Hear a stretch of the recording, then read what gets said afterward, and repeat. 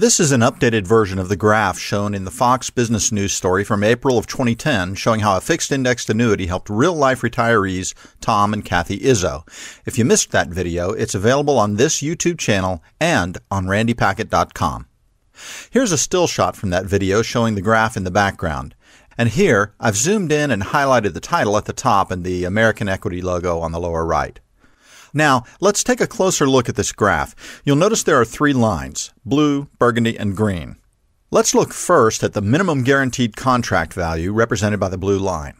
Minimum guaranteed contract value is simply the minimum amount the account would grow if the client left her money invested with this account.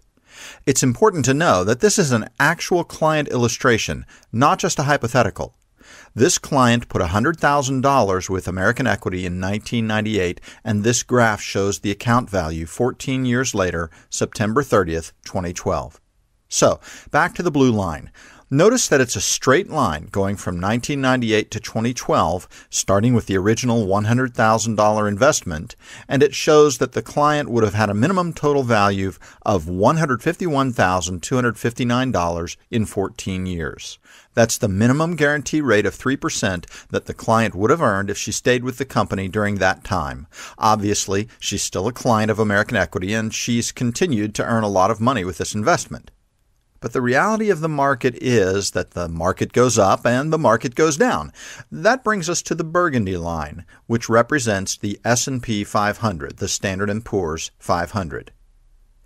And as it happened in 1998 through the year 2000, for 2 years the market went up. And taking a look at the burgundy line, it shows that the S&P 500 has moved up accordingly from $100,000 to $136,937. That's a 36% gain in 2 years. So the client, if she had invested her money directly into an S&P 500 mutual fund, would have earned $36,937 on top of her original investment, for a total of $136,937. But as happens with the market, in 2000, the market crashed, or went down, for 2 3/4 years. And during that time, the market, meaning the S&P 500, went down, so the client's money, if it was invested in the S&P 500 mutual fund, would have dropped down to $78,869. And then, at the end of 2002, the market turned around and kept on moving up for 5 straight years. And by the time 2007 came along, the $78,869 in that S&P 500 mutual fund would have grown to $145,542. But again, in 2007, when the real estate market crashed, with the mortgage market being a primary reason, the market went down for 2 years. It went from being a $145,542 investment all the way down to $100,770. So, between 2007 and 2009, this client, if she had invested her money in the S&P 500 mutual funds, would have lost about 45% of the value of her account. And that means that during the 11-year period from 1998 to 2009, having started with $100,000, her account would now be worth only $100,770. Again, she started out in 1998 with $100,000. Now, 11 years later, it's worth only $100,770. And then the market started to go up again from 2009 to 2012, and it rebounded back to where, in an S&P 500 mutual fund, that $100,000 original investment in 1998 would have been worth $137,337. Now, in comparison to that, let's take a look at the green line, which is this client's American Equity Fixed Indexed Annuity account. You can see that the beauty of this account is when the market goes up, you get a part of the gains in the market, which in this case is the S&P 500. However, more importantly, when the market goes down, you don't lose any of the money that you have gained. Here's a little closer look. In 1998, she'd put $100,000 with American Equity. When 2000 came along and the market had gone up for 2 straight years, rather than compare to the straight S&P 500 mutual fund earning 36% in 2 years, this client gained 25% with American Equity. The money had gone up from $100,000 to $125,000. However, when the market went down from 2000 to 2002, this client lost nothing.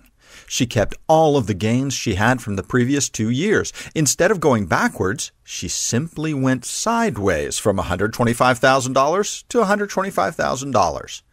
In 2002 through 2007, when the market started to go up again in the S&P 500, the client increased her account value from $125,000 to $156,000. Then, in 2007 through 2009, while the market was taking that big dive, again the client didn't gain anything, but she also didn't lose anything. She kept her gains at $156,000. And you notice in 2010, 2011, the markets went down slightly during that time, and yet the client's money went up by $10,641. That's because during this time, the client moved her money into a mixed allocation account, which allowed her to gain approximately 6.6%. And then from 2011 through 2012, when the market went up, the client continued to gain. Her account, as of September 30th, 2012, is worth $191,063. So, without even taking any risk of ever losing money, this client has outperformed the S&P 500 mutual fund comparison by $54,000.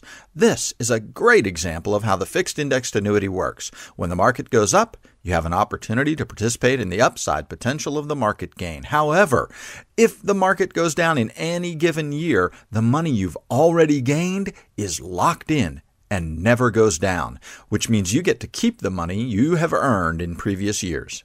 So, that's the beauty of the fixed indexed annuity compared to investing your money into straight mutual funds.